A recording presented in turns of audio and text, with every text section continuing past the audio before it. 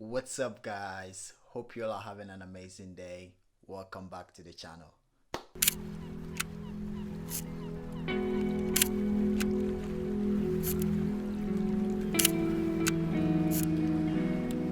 So last week I went to WOP. WOP is a local camera shop here in Columbus. I went to get an adapter to be able to connect my microphone to my phone since I have sold my digital camera, and so now I use my iPhone to record all these videos. So I wanted to go and get an adapter that I'll be able to connect my microphone to my phone, which I'm using right now to record this video. And also for the first time, get myself a Fuji 120 film to try. So when I got to the shop and went into the fridge to get the Fuji film, I saw an FP 100C, which I have been dying to shoot this Polaroid film ever since I got my Hasselblad 500CM.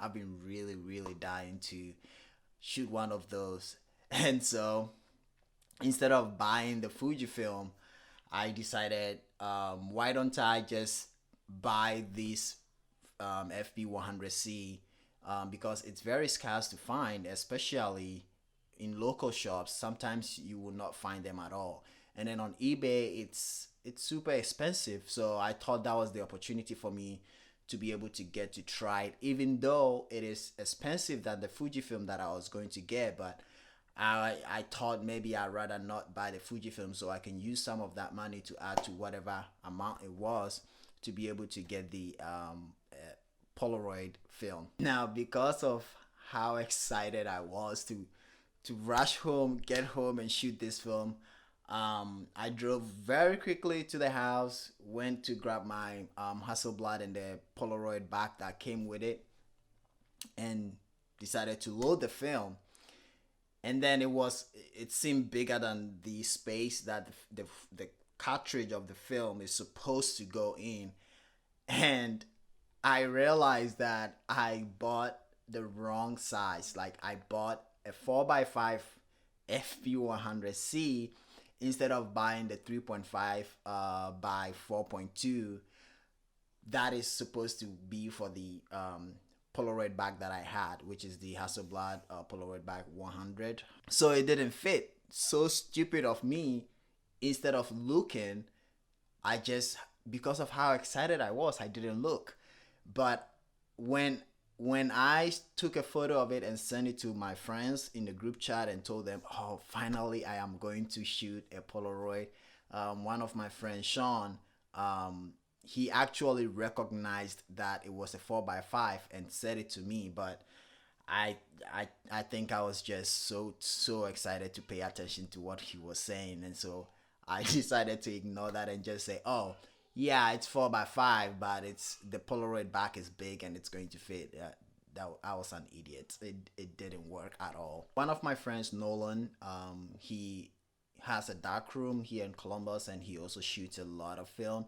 I showed it to him, and actually he said if I wanted, he will trade in 2 packs of Polaroid 690 and then two 35mm slide films. And even, I mean, I wasn't going to be able to use it anyway, so I just said, why not? I mean, it'll be fun to at least even have those 35 slide film, because I've never shot any slide film before. And so I thought it was a great idea to do it. I didn't know what the Polaroid 690 is. Like I said, I've never shot any Polaroid before, so I had no idea what it was at all. He took a photo of them and sent it to me, but still. So I went to meet up with him. We did social distance. So just so you know, just saying. Anyway, I was super excited with it. I didn't mind the value of if the FP 100C, the 4x5, is too expensive than one he gave me or not. That was not my problem, because I've already bought it, and I've opened it, so I couldn't take it back to the shop. And Nolan was okay to take it like that, which he had already shot some photo on it, and it came out really nice. And he said he sent me some of those photos, and it came out great. So that means I didn't expose the film, and they still worked. those two slide film that he gave me, I have loaded one in my Leica M4P that I'm super excited to share the photos with you guys. That is my first time shooting slide film too. So I think I have some few shots left on there. Because of the weather, Ohio, you can never predict the weather.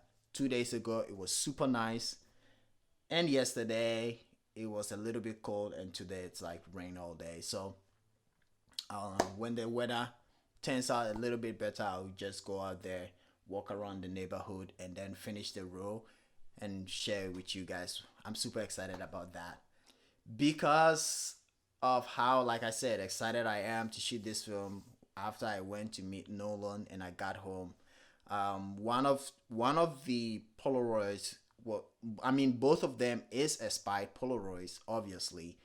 One expired in 1999 and then one expired in 2009. So he suggested I should shoot the 1999 first, which obviously I think I would have done the same. So I decided to shoot the 1999 film, which is like expired how many years? 20, 21 years. Anyway, so as soon as I got home, I grabbed my light. I have a Godos QS 400 that I use for most of my studio works, and because it was at night and my family was home, I told my wife to pick up my kids so we can take some photos of them. I was just going to take one photo, and then after I took that shot and pulled out that Polaroid, even though it didn't turn out how I thought it was going to, it came out decent, and I was pumped. And at that point, I'm like, okay, I have to shoot all of this.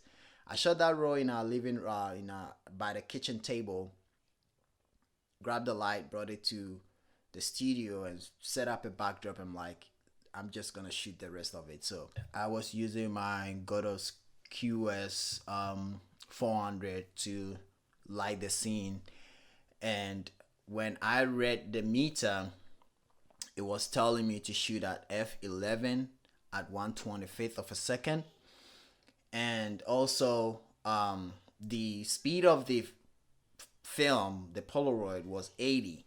So at 80, when I meted the power of the light, I set it to 16. It was giving me, like I said, f11 at 1/25th.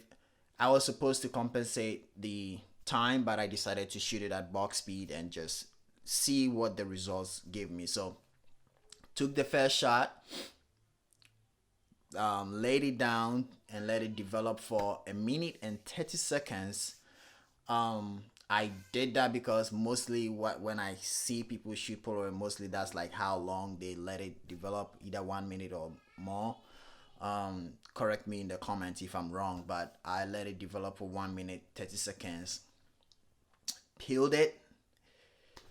Photo was underexposed. What did I do wrong? So I decided to go for the second shot.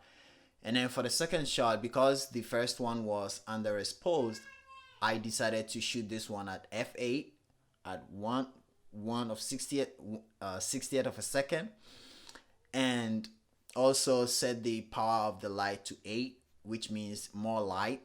The lower the number, the higher or brighter the light will be. So from 16, I drop it down to 8. Took another shot, pulled it out, lay it down for it to develop. This time I gave it 2 more minutes. Maybe, like I said, I've never shot Polaroid before, so I just thought maybe the more you let it develop, the better it becomes, or the brighter it becomes. Anyway, I decided to go for another shot, and then this time I decided to shoot the same settings at the first one, and then just see how it also turns out again. I think I adjusted, the power of the light, or I don't remember, but I did shoot it again for the third time, let it develop for 1 minute and 30 seconds, and it came out a little bit overexposed again. But I think I was having fun. It was just so much fun taking the photo, pulling it out. It was just fun. It was so much fun. But I wasn't still satisfied with the result. So went in for the fourth shot, the same setting as the third one, but this time I bumped the power up back to 16, and then also let it develop for a minute and 30 seconds. So for the next shot, what I decided to do was turn off the light and use the ambient light that was in here. The strobe has like a continuous light to help you focus, and I have this IKEA or Home Depot light here that I had it on, and I was just gonna use that to take the shot. So my settings was f5.6, and it was giving me 2 seconds. And when I hit the shutter, I forget to unplug. I didn't turn the light off because I needed the continuous lights, but I forgot to unplug the sync cable from the light to the lens, and so at 2 seconds, 5.6, the light still went off. The only downside is because I'm shooting it on the Hasselblad with a 6x6 centimeter negative or square, it showed up very small on the film. But again, it's all right. It's okay. Whether big or small, I'm still getting the image, and it's just the memory that I wanted, which was fun. So I went on and took the rest of the photos, one after the other. And when I got to the ninth shot, I decided, okay, let me take one of my Leica, because my wife and obviously Rayma wasn't going to stay around for me to take all this photo. She was getting tired of it, and so I decided to take a photo, like some still life. So I grabbed some bananas and then a flower that we have, a fake flower that we have, set it down, took another shot. It was okay. Grabbed my Leica, took another shot, and I think that is my favorite one so far. Not because of the Leica, but I think it was my favorite. The only mistake that I did was I was standing on the, I think, left side of the frame, and so my shadow was blocking, my body was blocking the light a little bit, so it casted a shadow, which kind of added a little bit of character to it. I love it. And because of how I was using a foam board that I laid the film on, and it's blue, but because of the film, because of how the colors were coming out, you couldn't really tell if it was blue or navy, or like you couldn't really, the color, I thought the color would like just make it look weird, but it didn't, and it turned out I really liked it. So the last row, I decided to take a self-portrait. Like if you've watched my previous video of the self-portrait, how I did it, took it myself with using the the shutter cable. So I set the focus, sat out in the chair, in the stool, and then took a self-portrait. My face looked like I wasn't happy with the results of the previous photos, so I was just but it was so much fun shooting this film. I really enjoyed it. Maybe I could have asked people that have already shot it, or even Nolan, like, hey, how do I expose this? I'm using this true, but it was fun doing it by myself.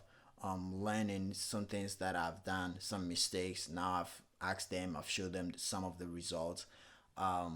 They've told me next time what I could have done to make it better. So next time I will know how to go about it. But also the other one, I'll be taking it outside and shooting it with some natural sunlight, so we see the results and the reaction that the film gives.